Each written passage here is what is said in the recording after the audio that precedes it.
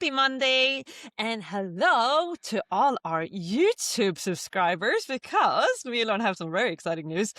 Now, this is no longer only an audio podcast. We have finally gotten as far as launching this podcast on YouTube.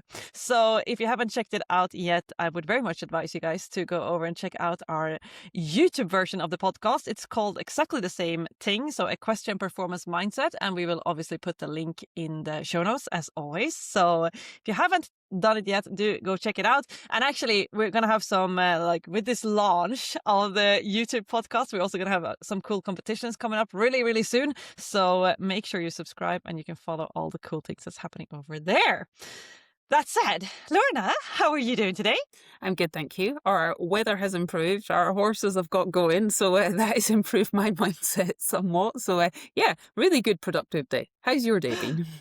Yeah, very good. I told you already, I moved my horses actually over to a livery yard. I was basically forced because I don't have an arena at home, and usually that's not the problem. I can just put the horses on the trailer and go ride somewhere. But we had so much snow and ice. It's actually a bit unique. I think this happens like once every 10 years or something in Belgium, that we have that amount of snow. And me coming from Sweden, like Sweden is meant to have snow. Like, it comes snow and there's like immediately so many people driving on the roads to like clean the roads, put salt in the roads. All the the cars have like winter tires, but over in Belgium, no such thing. So when it snows heavily in Belgium, like the country basically stops and everyone is just like ordered to stay home. They have all those warnings going out. So to make a very long story short, I had to move my horses over to a livery yard because I literally couldn't ride them in any sort of way. So that puts some extra challenges. I'm very grateful, but it puts some challenges because it means I need to be over there and ride them every day, make sure that they get out properly, get their exercise. So it's turned my life a little bit more stressful than usually. But as always, we figure things out, as we always do. At least the horses are back in work, so I'm very grateful for that. And it's nice to be surrounded by some people, actually, when you can go there and you can have a bit of a social life as well. Imagine that. So really cool. Where are you at actually in the preparations for the season? Where are we at? We're jumping, we're cantering. Dressage is going quite well. So hopefully 8 weeks to go, which actually you think that's actually not a huge amount of time. And that would be if the weather doesn't stop us. So we're ticking along, but we really need to get out and do some show jumping practice and dressage practice and all that kind of stuff. But fingers crossed the weather plays ball. Yeah, agreed. But it's funny when you say like 8 weeks, it's like, oh my God, we are almost in wedding season. I think it's like, once you come on this side of the New Year's, it's like, all of a sudden the preparation starts and excitement starts. So also it's almost cool. like your brain flips a little bit into panic mode though, because you kind of trundle along until Christmas and you're doing bits of your training and like I've been all about let's take it back to basics and figure all this out, and then all of a sudden it comes to the new year and you start counting your weeks and you're like, okay, now it's time to put my finger out and actually start doing some real deliberate practice here. You're right. Yeah, you think you have all the time in the world, and then you come to this side of New Year, and then like, oh, actually, we only have this many weeks. We need to make a plan and get going. Yeah. Right.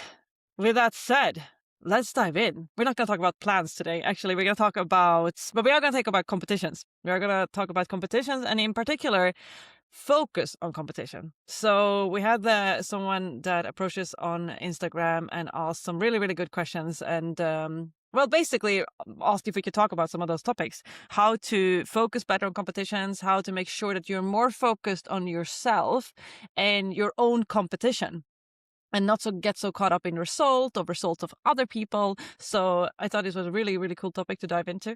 What do you spontaneously got to chip in about this one, Lorna? Well, I would ask you the question, I'll pass it to you. What takes your focus away? Because I guess that's a good starting point. It's all very well wanting to be more focused, but unless we have the awareness of what takes our focus, then maybe that's a great starting point. I love that because we say we want more focus, indeed, but what is stopping us from having focus right now? And what's stealing it away? So if I speak for myself personally, it's people on the sideline. other Yeah. people that are maybe riding in the arena, like even in the warm up. It's like, you pass other people, or there's someone standing and watching in the in a corner. What are they gonna think? You want to make sure that you look a little bit decent when you're riding, which is ridiculous when you think about it. But yeah, those are definitely things that steal my attention. People on the sideline is a big one for me. Yeah. Mine's What probably about you? a bit out there. I think mine is over concentrating and trying too hard. So I've worked really hard on myself not to be bothered to anybody who's listened to the podcast about, people and get myself in the bubble and in the zone and everything. But I actually think the further I go with this, I over concentrate in kind of one mode of concentration, and I start trying too hard. And that takes every bit of focus away from my awareness points, my breath, my canter, the things that I know that work in that moment to create a successful round. I lose sight of that and I start focusing on the outcome, for sure. And I rave about this all day long. Get rid of your outcome and focus on your process goals. But yeah, I guess that's the competitive part in all of us. And there's probably other people out there that can relate to that at the same time too. Yeah, 100%, 100%. So what is then like when you want to get back into focus though? Because here's the thing, we say this all the time. It's not because we have done a lot of this mental work that we are not getting distracted or our focus got stolen away. Yeah. But the biggest difference is that we have strategies in place that we can use when our focus gets taken away. So in those situations, Lorna, like when you notice that this is happening, what do you do? I think the first thing is we're always striving for excellence. So just to pick up on your point there, it's not, I think people think, oh, you work on your mindset and that's it. You've got it. But by nature, both you and I, we strive for excellence. So therefore, we're always trying to better. I always say you can win twice. You can guarantee you can win against yourself because you can always do better than you've done.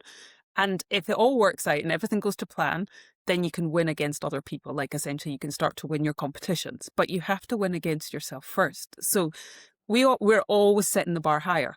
I had this conversation with somebody today. We should be stretching because if it feels comfortable, we're in that comfort zone place. And you talk about this. This is how you make the most progress is by stretching yourself. So it should come up for us because if it's not coming up for us, then we're too comfortable. So I just want to put that out there. And I think that's how we can really relate to how you guys feel is because we're always striving for excellence. We always want to get better rather than looking for perfection.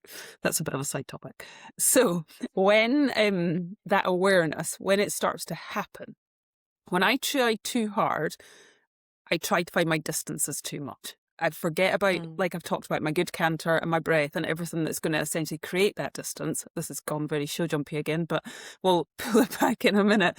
It's always about distances. I think that's the biggest thing we cover is it's all about your distance.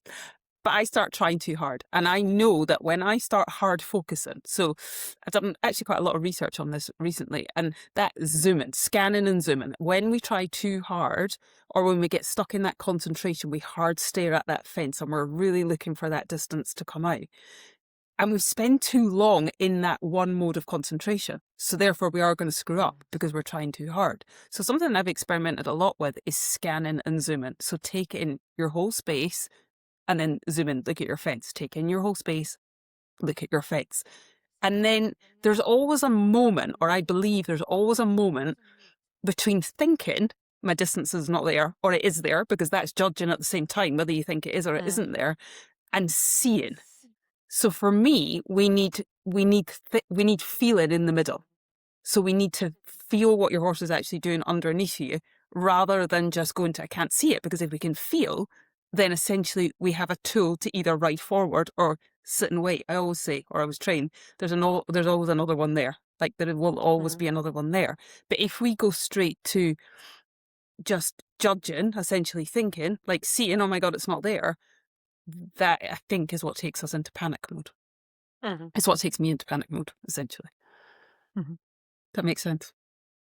Yeah, absolutely. So basically you're noticing yourself when you're getting into that very intense. Like it's intense. Like it is intense. Like you're so zoomed in, you're so focused on one thing. Like it can be even the back bar of your oxer or whatever that looks like, but you're so intent and actually like uber focused, like uber tense, focused. tense. Yeah. Yeah. And I think Yeah. actually Emily taught me that years ago, and it came from Chris Bartle, is that when there's nothing there, you don't Emily's see your it. trainer, just Emily's for my trainer. Yeah, if you don't listen all the time, is to look away. So you scan. This has come from Chris Bartle. Scan, and you look back. And when you look back, there will always be something there because you've taken that zooming in concentration away.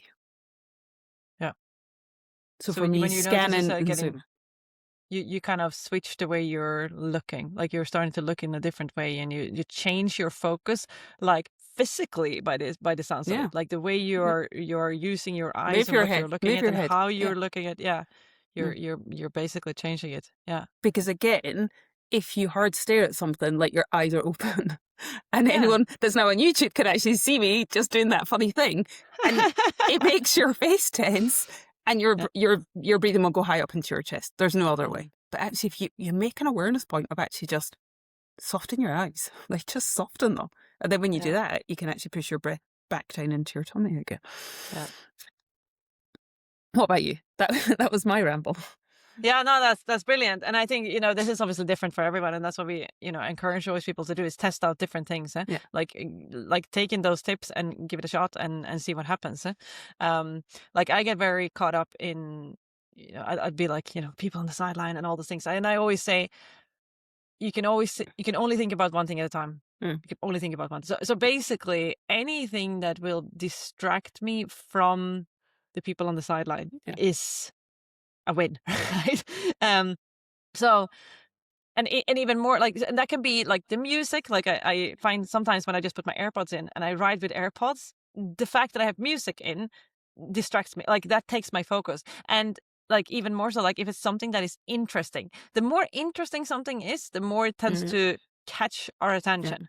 So, music works really well for me. And when I'm in a show jumping track, I'm obviously not going to put AirPods in, but I think I've spoken about this in the past, and I find something else, like the rhythm, like feel the rhythm in the hindlegs of my horse, like how much tension have I got in my outside rein. Like I give myself some kind of challenge to like steal my focus basically, or to and not steal my focus, but give my brain something else to focus on, because I know it can really just focus on one thing at the same time, consciously. Yeah. That's a really great example. Remember ages ago I said my mum used to say the music was so loud I couldn't hear myself think. So that's a really cool example when you put your AirPods in, for sure.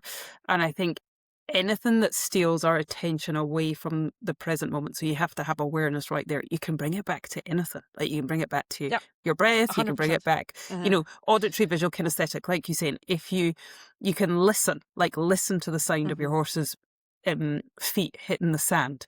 You can feel something, feel your outside rein. You can see something in the distance. So find the little thing that works for you that just brings your attention back to this moment. Yeah, 100%.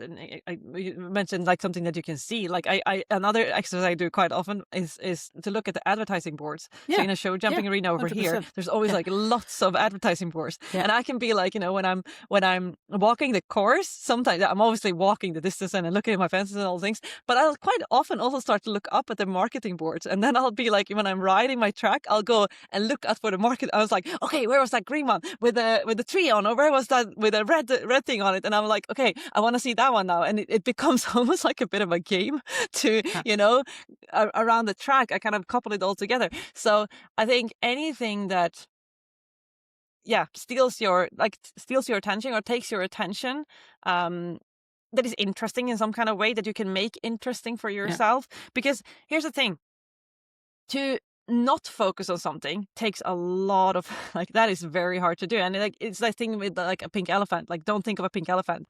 Of course you're going to think of a pink elephant. So like, not trying to focus on something, in this case, for example, telling me to not focus on the people on the sidelines, that's going to make my brain even more want to focus on those people on the sidelines. So instead of telling yourself like what you don't want to focus on, or trying very hard not to focus on that thing, I think give yourself something else, move your focus to something else, give your brain something else interesting, and then automatically because it moves towards that, it's no longer going to focus on the other thing because it can only focus on one thing consciously at the same time.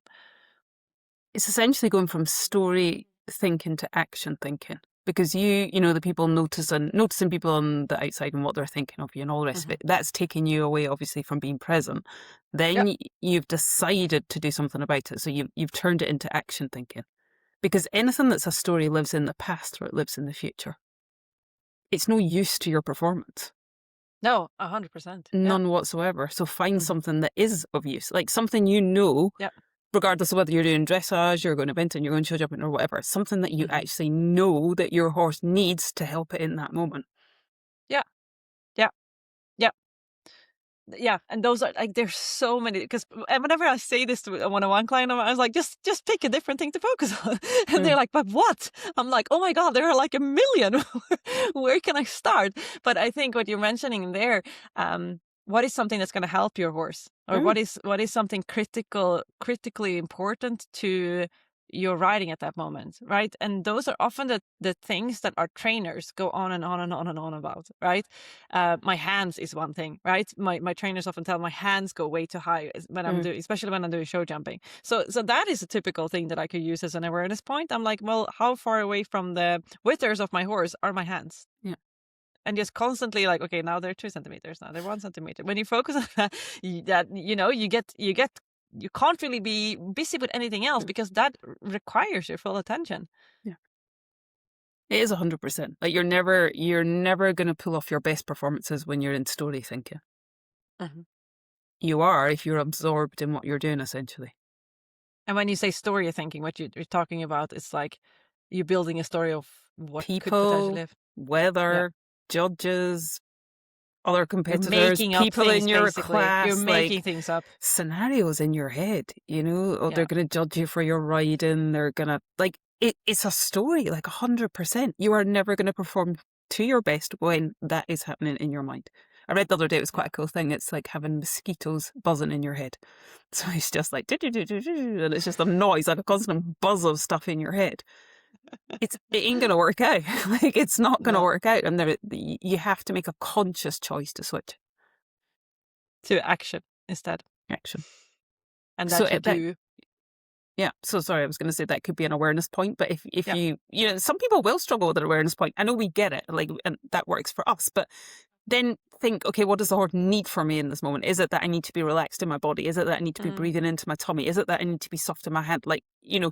Sometimes we make it very miserable and specific, but actually just what do you need in this moment? What does your horse need in this moment? Because at the end of the day, your horse is the one that's there and it's present. So what do we need to do here? What's going to make a difference? 100%. Yeah. Brilliant. So these are mine and Lorna's best tips when it comes to focus, and keep your focus on yourself, your own competition, to ensure that you don't get distracted by results or other people or people on sidelines or wanting to do it too well or trying too hard it's basically first, like we did, you identify, well, what is it that's stealing your attention away? Because once you know that, you can be quite it's easier to be aware of when it happens. If I know that a typical thing that's stealing my attention away is when there's someone on the sideline, that I already know, if there's someone that I know on the sideline, I'm like, okay, Jocelyn, the situation is here. You need to be prepared because this is the fork in the road where you tend to get distracted, right? So it's very good, like you said in the beginning, Lorna, well, what is it that's stealing your attention away then? What is it that takes your focus, right? Yeah. And once you've identified that, you can be very prepared and then have a strategy for yourself in place. So have an awareness point, something that is going to bring your attention to the present moment. We mentioned a whole bunch of them in this episode. If you're still, I'm not quite sure, reach out. Me and Lorna, like I said, there's millions of awareness points that you can choose for yourself. So if you have any questions about it, do reach out. Anything else, Lorna? I think just, obviously we've talked a lot about awareness. Key point here. But it's you that's comparing. At the end of the day, we perform at our best when we're in control of our own bodies and our own nervous systems. So by that whole comparison thing, and I think you mentioned pressure at the start of that, just to touch on this as well, it's, you need to be able to control your own body, your own body and your own mind to pull off these performances, because your nervous system doesn't know what's happened when you start comparing or looking at somebody else's results or looking at the scoreboard or any of those things. It's got no freaking idea what's going on. So the chances you're going to go into fight or flight mode, essentially, because, inside you're panicking. So just, I think, be aware, just start noticing what is actually going on when you go into your rounds. And I know I talked about scanning and zooming, but that doesn't mean to say I'm going to focus on Joe Blogs that stood over there in the corner because 10 years ago they saw me miss a distance and I fell off, or whatever that looks like. It's just noticing, notice the bits of wood, notice, like you say, your banners at the end of the arena. Notice the colour of the sand, whatever works for you. But yeah, awareness. Yeah. Good-o. And as we mentioned in the beginning of this episode, do not forget to head over to YouTube. We have launched, so actually this very episode is going to be all over there on YouTube. We haven't uploaded all of the old ones. It's just too many episodes. But as of now, they're all going to be on there. So you can kind of interact with me, Lorna, a little bit more. You can see what we talk about when we start to explain things with our hands. It will all be, it will all make a little bit more sense, I guess. Yeah. And as I already mentioned, we're going to do a lot of cool competitions there right now to celebrate the launch of our YouTube channel. So do make sure you subscribe there as well. Good. And as always, Lorna, we're going to challenge everyone to start making strides in their mindset so they can truly make strides in their riding. And we will see everyone on the next Magical Monday.